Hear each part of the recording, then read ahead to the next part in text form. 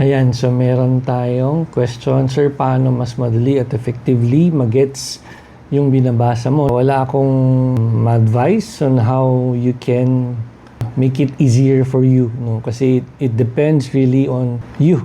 No? It depends on you on how you would understand your readings. No? Pero I can suggest a technique na ginagamit ko. No? So, reading a provision is hard. What I try to do is to dissect each provision, lalo kung mahaba yung article or madaming sinasabi, maganda siyang i-dissect. No? Yun yung ginagawa ko. Huwag kayong matakot sulatan ng mga libro nyo. No? You dissect the provision, make it easier for you.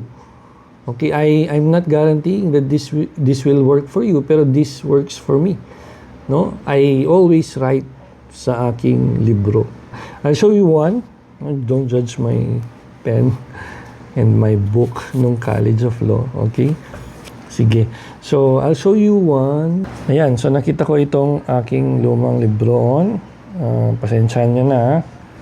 Meron naman tayong fair use sa mga libro. Ayan. So, ayan. So, Article 486. No? Ito, nakita ko. Madami actually lahat sinusulatan ko. Pero ito lang kasi yung kailangan natin. No? Kasi dito, na ano ko siya, na summarize ko siya. So Article 486, no, this talks about co-ownership, no. Ang sabi niya, each co-owner may use the thing owned in common, no. So from the first phrase nung provision pa lang, meron na siyang gustong i-lay down na rule. Sabi niya, each co-owner, so lahat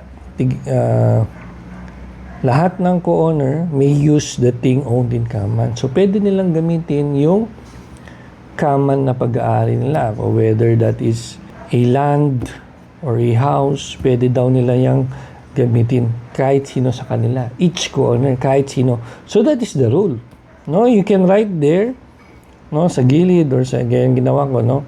Hindi ko na nilagay each co-owner, nilagay ko na lang dyan, right to use. Pero pwede mong ilagay dyan, each co-owner may use the thing. And then, meron siyang proviso.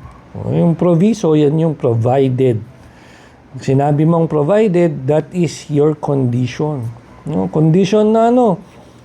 Condition that he does so, meaning the co-owner, in accordance with the purpose for which it is intended, and, so sabi niya, with the purpose for which it is intended, tapos and. So, ibig sabihin, dalawa.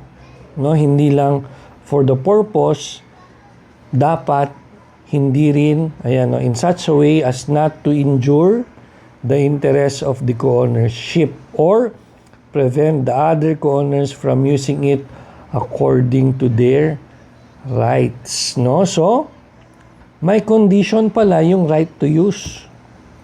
Kaya yung pinag-simplify ko dyan, sabi ko, right to use, then, ano ba yan, semicolon, then one, dapat daw magamit according to purpose, and not injure other co-owners or not prevent other owners from using the property.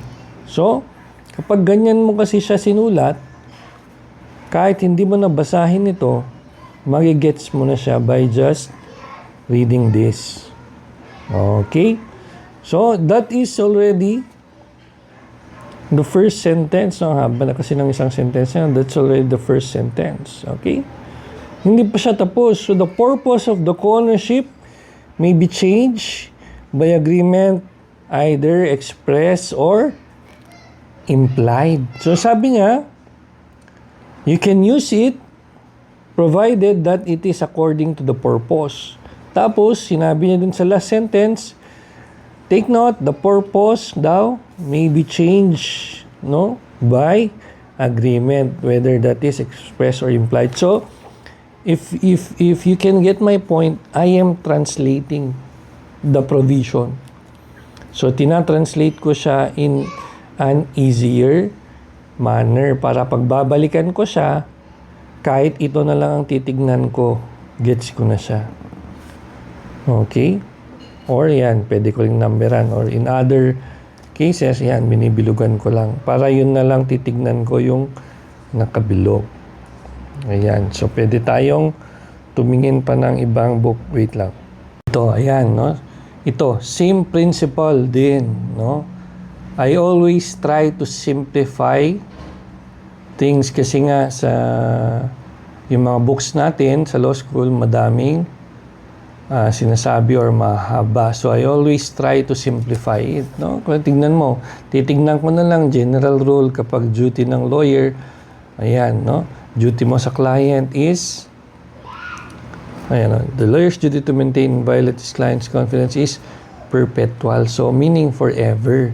So, even after namatay yung client's death, or after expiration of your engagement or your relationship, no? Meron pa rin yung duty mo to maintain, inviolate your client's confidence. Okay? So, ang dali na lang tignan. No? Hindi ko na kailangan basahin pa itong client's death, expiration, kasi sinabi ko na dyan, perpetual, forever na yan. Okay? Meron lang siyang sinabi na exceptions. So, hindi na ako maghihirap kasi nandyan na. Exceptions, number 1, unless it is removed by the client himself or after his death by his heirs or legal representatives, sila ang nag-remove. Okay, so madali na lang siyang intindihin. Okay, sana nakatulong, no? So always try to dissect the provision, no? Take note, mag-ingat kayo dun sa mga provisions na maliliit, no? Yung maliliit na provisions usually mahirap yan, no? Pag nagtanong ang prof dyan, mahirap kasi nga ang liit ng provision. Okay? Pero yung mga mahaba na provision, usually, madali lang yan. Kasi nga, nilatag nila lahat.